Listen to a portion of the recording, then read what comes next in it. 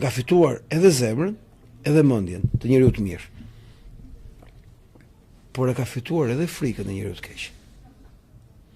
Që e di që s'do të më e krujt shumë me bolojna, sepse kanë të bëjnë me një person që di cilët shumë mirë. Dhe di që ta kuptoj njeriun e keq që po bën lojë dhe e paralajmërojnë. I thot vlla, unë e di çfarë lojë po bën ti. Dhe kushdo që bën lojë të riqet, apo sepse e kupton lojën. Tash pse e kupton lojën Dritani? Është pyetje. Pse Dritani ka këtë autoritet? Sepse Dritani, duke qenë një histori patriotizmi si familje, gëzon respekt dhe reputacion në çdo nivel të strukturave të shtetit shqiptar. Fillon kuptot tash. Në policinë e shtetit, në gardën e shtetit, në forcat e rënea, në ushtrinë shqiptare, në forcat speciale të Shqipërisë. Dhe kudo tjetër ka njerëz që e nderojnë dhe respektojnë atë dhe babain e tij. Çka do thot? Ai është një person, një antikorp patriotik në sistemin ton të kalbur, ku sa shok e miq ka që nuk i njeh, dhe sa shok e miq ka që i njeh, është njeriu më informuar në Shqipëri.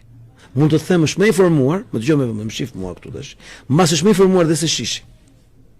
Një Dritani. Ai i vogël, ai me bishtalec. Kafe. Pa çuratën morbi.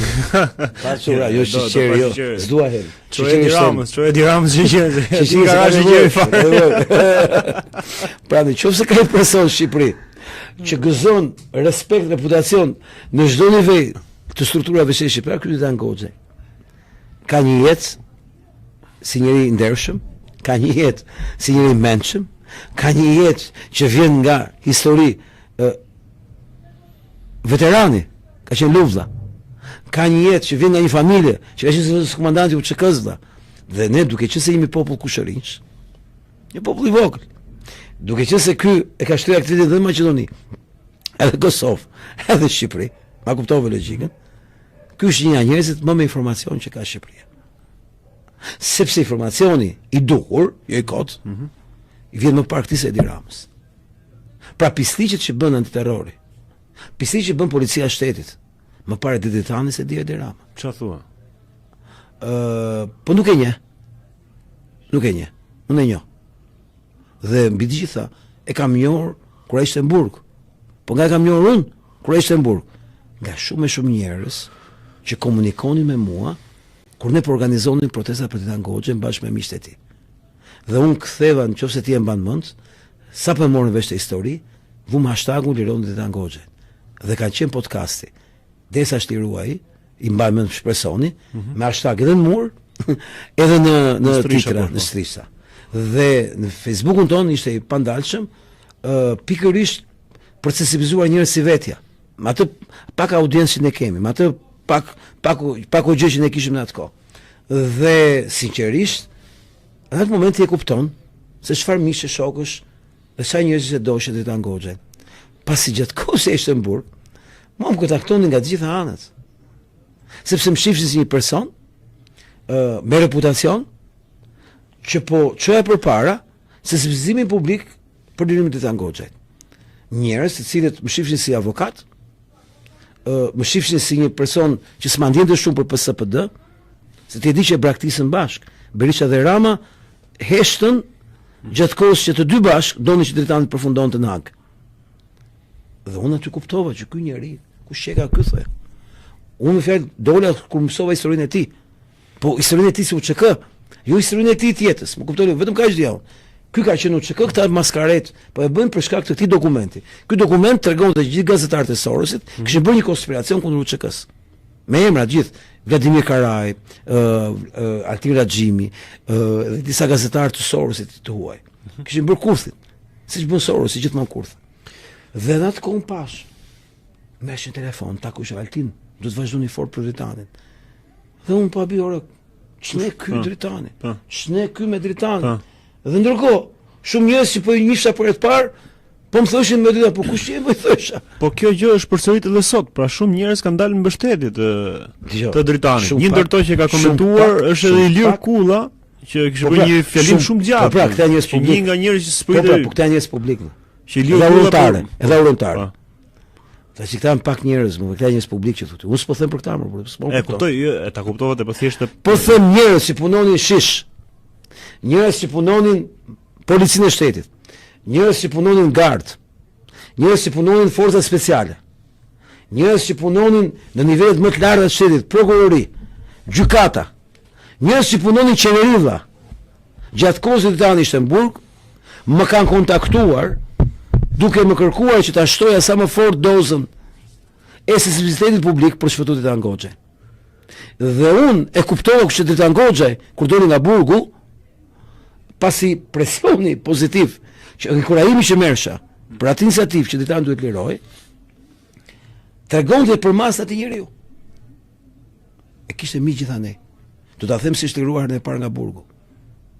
Në vitin 2001 këta maskaretan, socialistët ke parasysh, arrestojnë Dritan Goxhajn si dezertor të ushtrisë shqiptare të Shqipërisë. Dëgjoj se është gallat, se ka bërë Rama dezertorin. Është manipulimi më i ndyrë që mund të bëhet. Dritan Goxhaj arrestohet sepse kishte ikur pa leje nga ushtria shqiptare dhe kishte shkuar me luftën në Kosovë. E beson këtë gjë? E ke me dokumente dhe me vendim gjykate. Akuzohet që ka ikur nga ushtria shqiptare pa njoftuar, ndërkohë që i ka kaluar me shënim të gjitha gjërat dhe ka shkuar të luftojë në Kosovë. Deri këtu kanë arritur ta plerat tanë. Pse do thosh ti?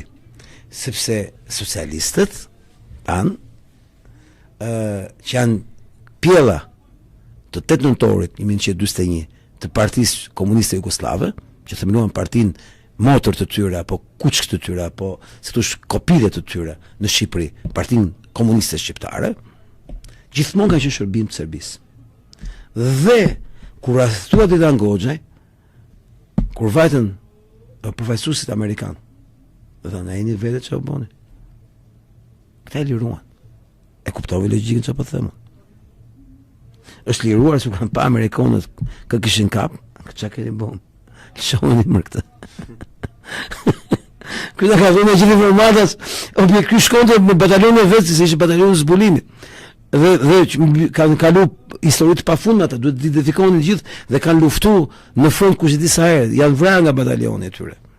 Dhe Dritani kishte misionin se duhet të ishte i besueshëm kur bën raportimin, se mund të raportojë një tjetër, po s'ti merr njëri konsiderat.